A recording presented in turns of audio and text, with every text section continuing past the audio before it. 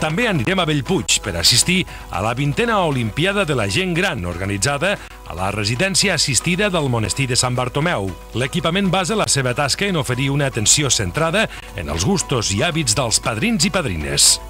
Compleix 20 anys amb l'esperit intacte d'oferir una atenció basada en els gustos, hàbits i aficions dels seus residents. El seu model és encara minoritari en comparació amb d'altres equipaments similars i es reforça amb la implicació i el treball en equip de la seva plantilla. Un exemple és l'organització de les Olimpiades de Gent Gran, que també han complert enguany 2 dècades. Aquesta cursa, enguany el primer que faci arribar el ruc català fins a la línia de meta, serveix per treballar els músculs i les mans. És una forma lúdica on no només es fa exercici físic, sinó que també es propicia un ambient distès.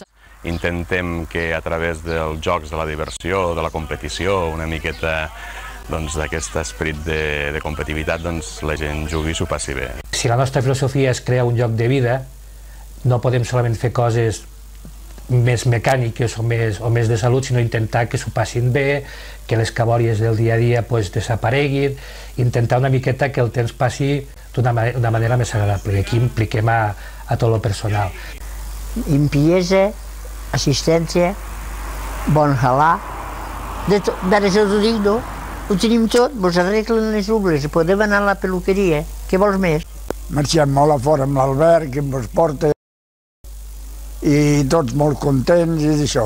L'esperit lúdic arriba fins i tot a la sala de rehabilitació amb l'objectiu que tinguin una major motivació a l'hora de fer exercici. Molts d'ells entren relativament fotuts perquè a casa o no fan molta activitat, estan molt assentats mirant la tele, i aquí és un moviment constant perquè quan no estan al cine venen aquí a rehabilitació, si no els hi fan una cura als infermers, si no se'n van a la ràdio, que no paren de fer activitats i s'animen. Que treballes amb alegria i els fas riure i parles amb ells i els hi dones conversa, això és lo bàsic, vull dir, per davant de tot estem tractant amb persones i aquesta part no la podem deixar.